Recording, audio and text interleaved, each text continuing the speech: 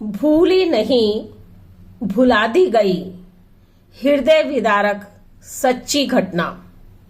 यह कहानी बहुत मार्मिक और दिल झकझोरने वाली है। यह घटना संवेदनशील एवं गहरी सच्चाई और दर्द को अपने अंदर समेटे हुए है। सभी का दिल पिघलाने के लिए इस कहानी में बहुत दर्द छिपा हुआ है। यह घटना केवल एक कहानी नहीं बल्कि मानव जीवन का सच्चा दर्पण है, क्योंकि लोगों के हृदय को गहराई तक छुए बिना नहीं रह सकती है। यह काल्पनिक घटना नहीं है बल्कि जीवन और समाज की त्रासदी का आईना है। 29 सितंबर 2025 लखनऊ की हल्की गुलाबी ठंड थी। चारों तरफ लालिमा फैली हुई थी। सूर्य देव धीरे धीरे अपनी रोशनी फैला रहे थे। सुबह के 5:15 हो रहे थे। एक वृद्ध लगभग 85 वर्ष की महिला, जिसकी कमर झुकी हुई थी, सड़क पर मिली। घर का रास्ता भूल चुकी थी। रिक्शे और ऑटो वाले उनको घर तक पहुंचाने को तैयार नहीं थे। बिना किसी सहायता के घर पहुंचना मुमकिन नहीं था। फिर वह घर कैसे पहुंची पता नहीं। उनको घर से निकाला गया या सचमुच ही रास्ता भूल गई थी। आखिर क्या हुआ वृद्ध अम्मा का?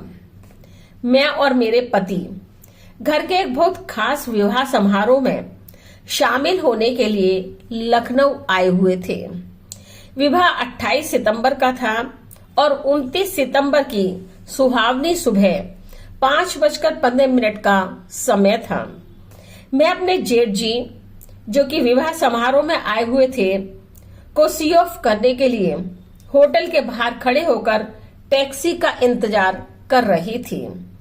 उनके टैक्सी में बैठने के उपरांत मॉर्निंग वॉक के इरादे से मैं और मेरे पति आगे की तरफ बढ़ने लगे। अभी कुछ कदम ही आगे बढ़ पाए थे, तभी सड़क किनारे एक दुबली पतली बुजुर्ग महिला कांपती, चेहरे पर आंसू बहाती वहां पर खड़ी थी। उनके रोते और बिलखते चेहरे पर बहुत उदासी के भाव नजर आ रहे थे और होठों पर बार बार एक ही पुकार, बेटा मैं घर का रास्ता भूल गई हूँ, क्या मुझे मेरे घर पहुंचा दोगी? मेरा घर हुसैनगंज थाने के पास है। वहीं पर एक सलवला हलवाई की दुकान है। बुढ़ापे के कारण तथा परेशानी की वजह से उनकी आवाज स्पष्ट नहीं थी, इसलिए कई लोकल लोगों से उनकी बात करवाई, जिससे यह समझा जा सके कि अम्मा क्या कहना चाह रही थी। कुछ लोग उधर से निकल रहे थे, कुछ एक पल ठहर कर देख भी रहे थे, मगर कोई रुक नहीं रहा था।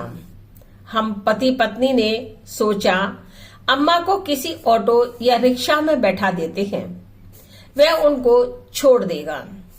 अम्मा को ऑटो में बैठाने के उद्देश्य से एक बार पुनः घर का पता पूछा। अम्मा कुछ टूटी फूटी बातें करती। उनके शब्दों में डर और बेबसी ज्यादा नजर आ रही थी। वह लगातार रो रही थी, जैसे दिल में कोई गहरा घाव छिपा रखा हो। एक ऑटो वाले से बात की। उसने कहा, घर गलियों में है, ऑटो नहीं जा सकता, आप किसी और से बात कर लें। हम लोग लखनऊ में क्योंकि नए थे, इसलिए उसकी बात पर विश्वास कर लिया और रिक्शे वालों से संपर्क करने लगे। 3 रिक्शे वालों ने यह कहकर इनकार कर दिया कि वे अभी सोकर उठे हैं, पहले दैनिक दिनचर्या से निवृत्त होंगे और चले गए। हर ऑटो और रिक्शे वाले को इस कार्य के लिए पैसे देने को भी कहा, पर सभी ने हाथ खड़े कर दिए। परंतु बेबस, परेशान एवं दुखी अम्मा के साथ 20-25 मिनट तक सड़क पर खड़े रहे और विचार करते रहे कि क्या करें और कैसे घर तक पहुंचाएंगे। उनको इस हालत में सड़क पर भी नहीं छोड़ा जा सकता था। इसी बीच एक ऑटो वाला जैसे भगवान के रूप में सामने आया। वह पूरी बात जानने के बाद छोड़ने को तैयार हो गया, पर उसने शंका जताई और कहा, यदि घर नहीं मिला तो मैं क्या करूंगा, इसलिए आप लोग भी साथ में चलिए। हम पति पत्नी दोनों अम्मा के साथ ऑटो में बैठे और हुसैनगंज की ओर चल पड़े। हम चारों अम्मा के बताए पते पर पहुंच गए। उस गली में आने जाने वालों से पूछने का प्रयास किया, पर कोई ठीक से बता नहीं पाया। निराशा हाथ लग रही थी, परंतु फिर भी आशा नहीं छोड़ी और ऑटो वाले के साथ घर ढूंढने का प्रयास करते रहे। अम्मा को उनके घर तक पहुंचाना हमारा फर्ज बन गया था।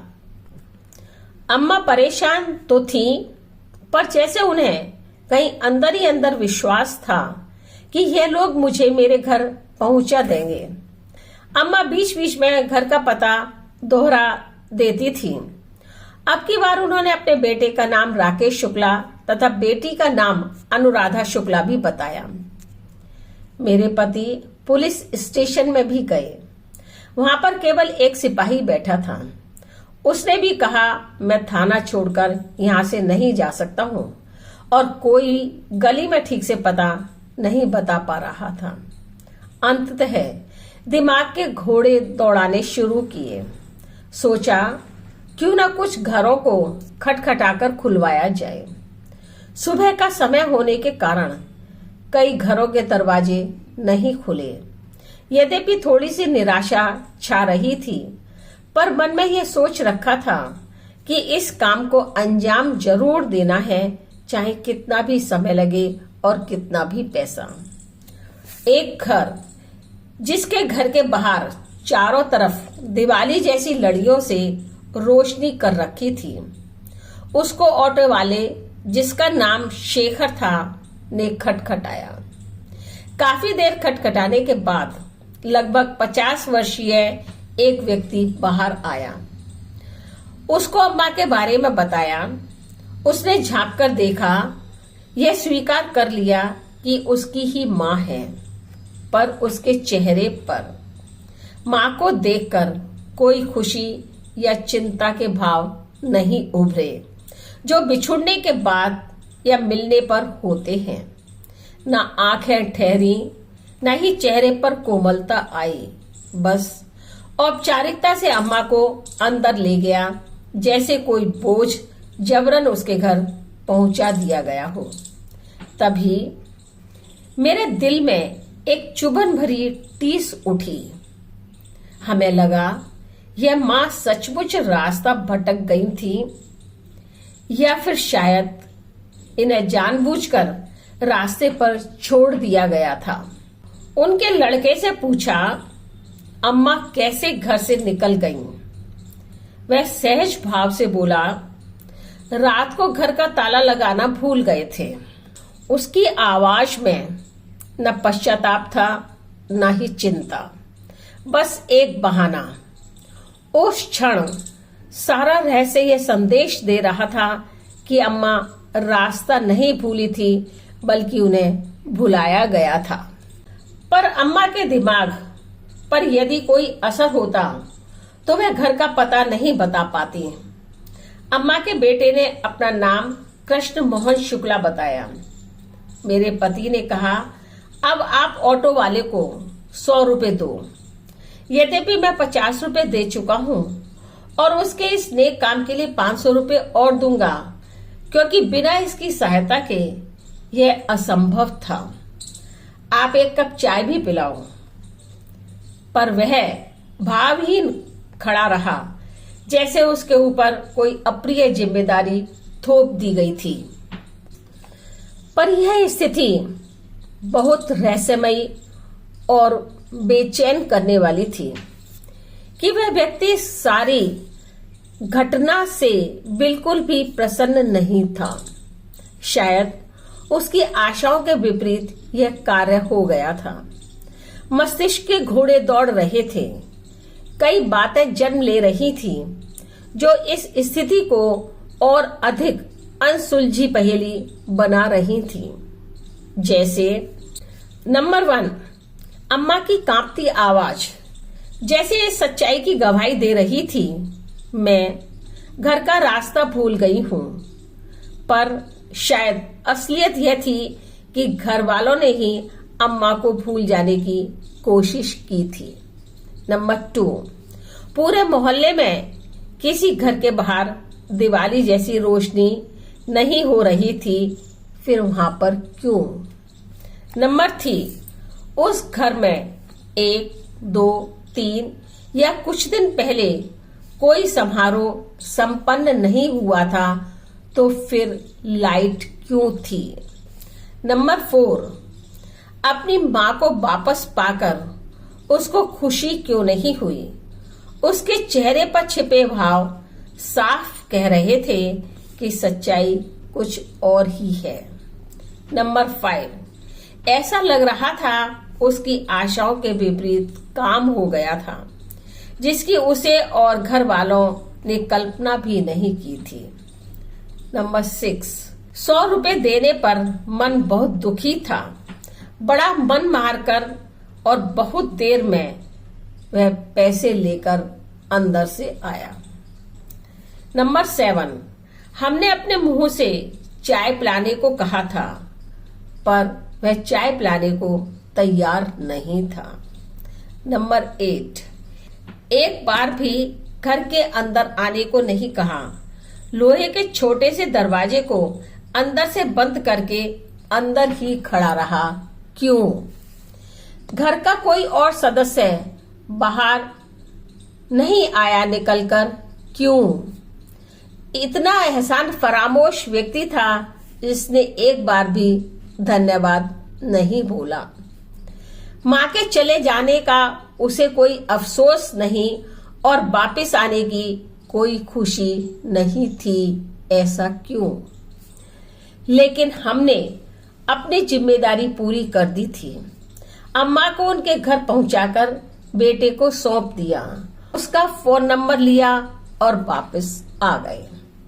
उस पल ऐसा लगा शायद यह केवल अम्मा का नहीं बल्कि हमारा भी ईश्वर प्रदत्त कर्तव्य था, उन्हें सुरक्षित घर तक पहुंचाना। उस ऑटो वाले का दिल से धन्यवाद ज्ञापित किया, उसके अद्भुत, अकल्पनीय और अविश्वसनीय सहयोग के लिए, क्योंकि आज के युग में कोई भी व्यक्ति इस प्रकार की मदद करने को तैयार नहीं होता है। ऑटो वाले को मेरे पति ने 500 रुपए इनाम दिया, उसका मोबाइल नंबर लिया और उसने हमारे साथ फोटो खिंचवाने की इच्छा जाहिर की और पुनः धन्यवाद के साथ उसको विदा कर दिया।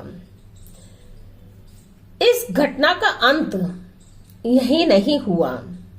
कई शंकाओं से मन आज भी घिरा हुआ है। ऐसा क्यों हुआ? जानबूझकर हुआ या अनजाने में हुआ? मां के मिलने की खुशी और चिंता क्यों नहीं हुई? हमने अपना यह भी कर्तव्य समझा कि अम्मा के घर के आसपास के लोगों से उनके घर का माहौल तथा बच्चों के व्यवहार की जानकारी प्राप्त करें, परंतु मिल नहीं पाई। यह घटना जीवन का क्या संदेश दे रही है? यह घटना केवल उस 85 वर्षीय बुजुर्ग महिला की ही नहीं है, बल्कि समाज की तस्वीर है। यह घटना हमें गहराई तक सोचने को मजबूर कर रही है।